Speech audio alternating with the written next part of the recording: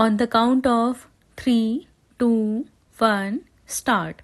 I had no intention to take part in this debate, but looking at the different points of view which different honorable members have put forward, I think I should mention the position as it is with regard to groundnut oil. It is a commodity the production of which varies from year to year.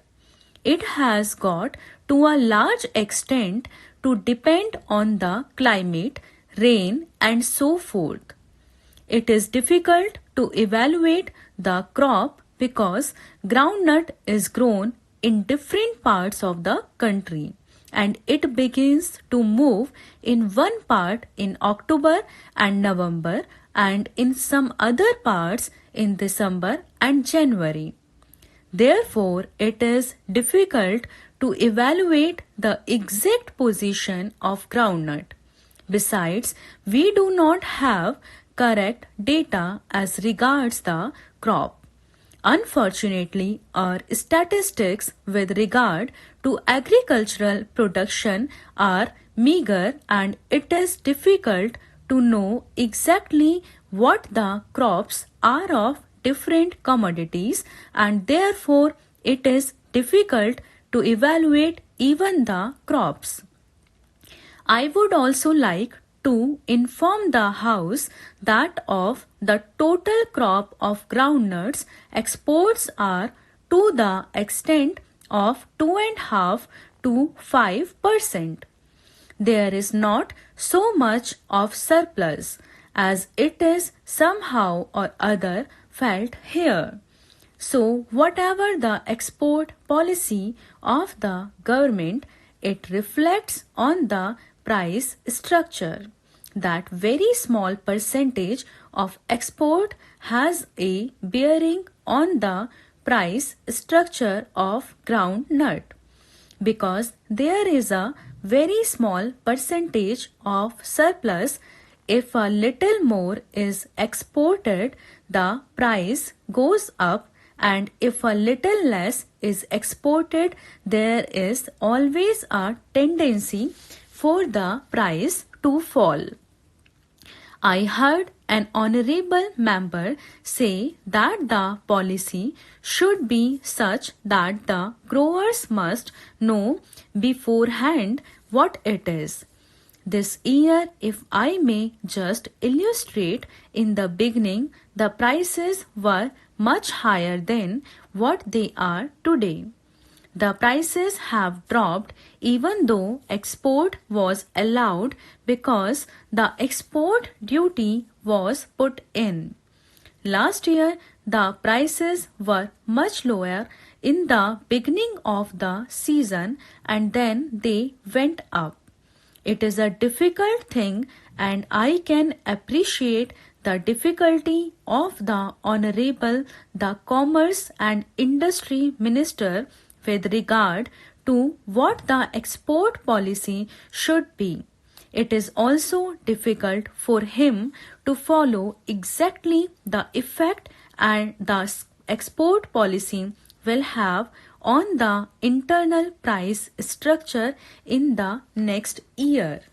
It is very well to say after the event that if the policy had been of this nature, it would have been better for the price structure.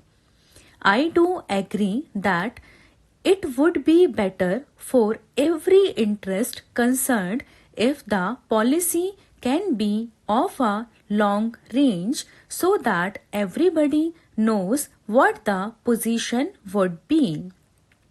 I do not know whether it would be possible for the Honorable Minister to follow that policy because of the difficulties I just pointed out. But if it is possible to formulate a policy on a long range basis, it would be in the interest of everybody concerned because people would know exactly what the policy is.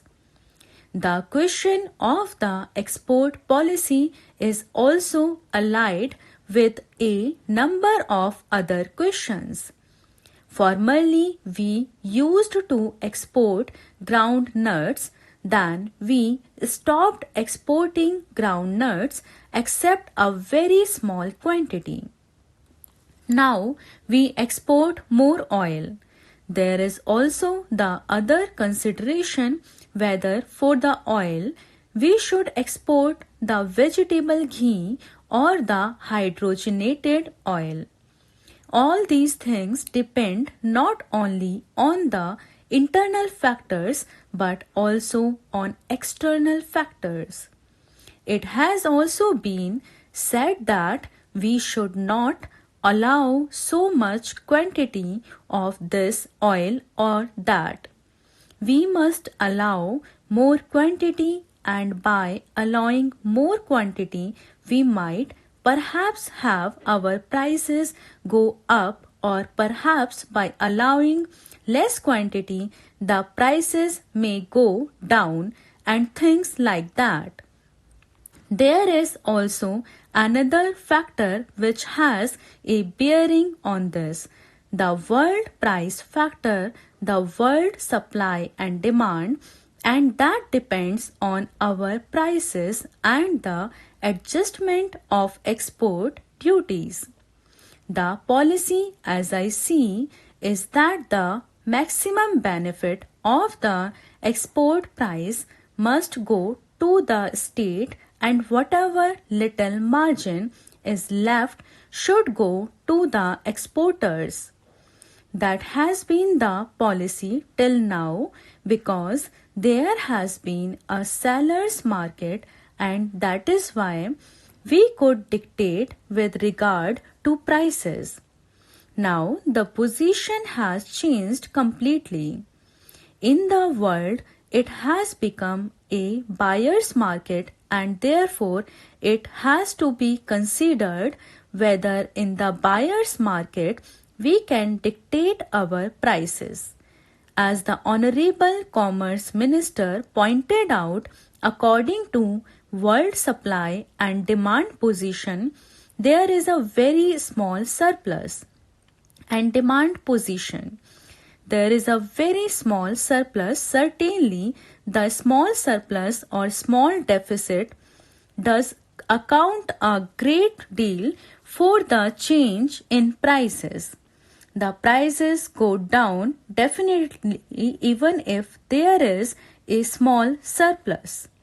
The world prices are so high with regard to oils and fats that a slight surplus is definitely bound to bring down the prices. I do feel that the policy must be a long range one.